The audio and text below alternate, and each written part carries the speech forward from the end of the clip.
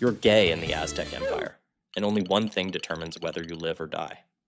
Were there witnesses? If yes, you're dead. But the method of your death, that depends entirely on your role. Were you dominant? Strangled. Killed publicly? Relatively swift. Were you submissive? They gut you while you're still conscious. Pull your intestines out as you watch. Then comes the fire.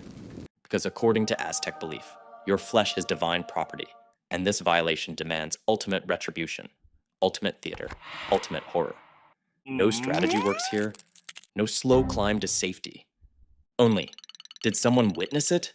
Because if they did, you're about to learn how inventive humans become with cruelty. Then conquistadors arrive bearing crosses and attack dogs, deciding insufficient brutality. They introduce flogging, immolation, and trained hounds that tear you limb from limb. Because apparently, delivering civilization requires canine executioners. Imperial China at least offers possibility, a slim one.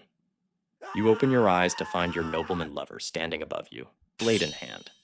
Not for violence, something stranger. He's destroying his own garment. That absurdly expensive silk sleeve your head rested on all night. Disturbing your sleep would be discourteous, so he'd rather obliterate fabric worth months of income. China's ancient equivalent of relationship status. Complicated. Congratulations, you've been granted the cut sleeve. A supremely romantic declaration that simultaneously marks you for danger. Your challenge begins immediately.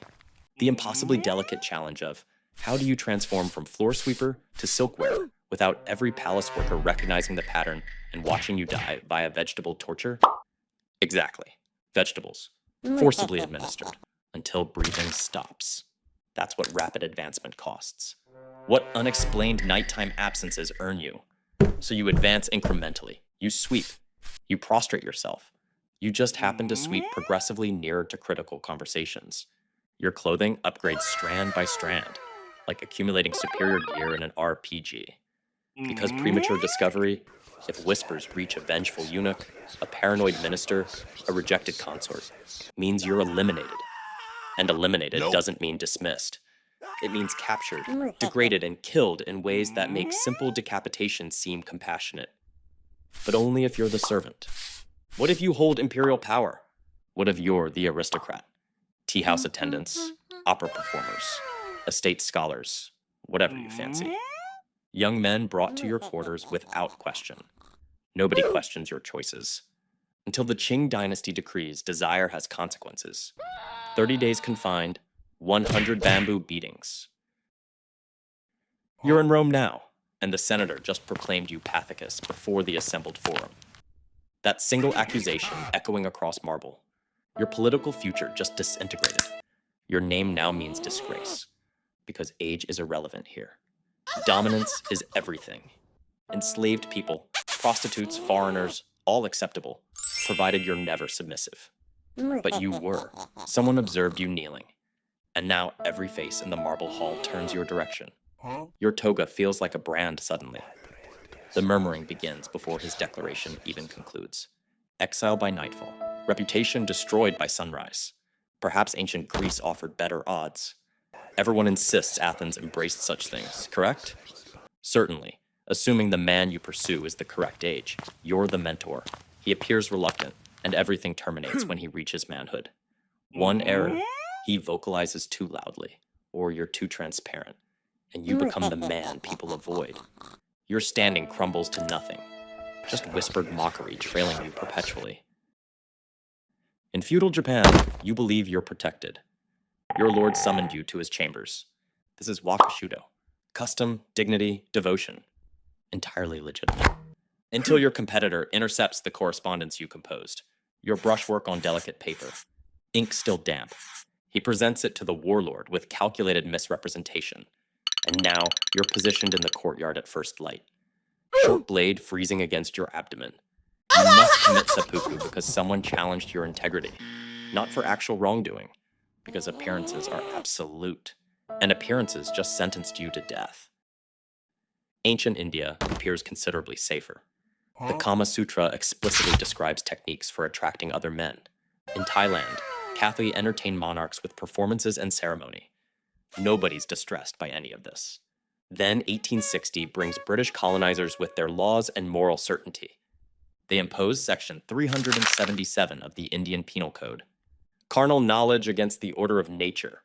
Your existence becomes criminal overnight, prosecuted under foreign statute. Legislation drafted in London gets replicated across India, Nigeria, Singapore, Jamaica, Sudan, wherever the empire extends its reach. And here's what destroys you. It's not merely the statute.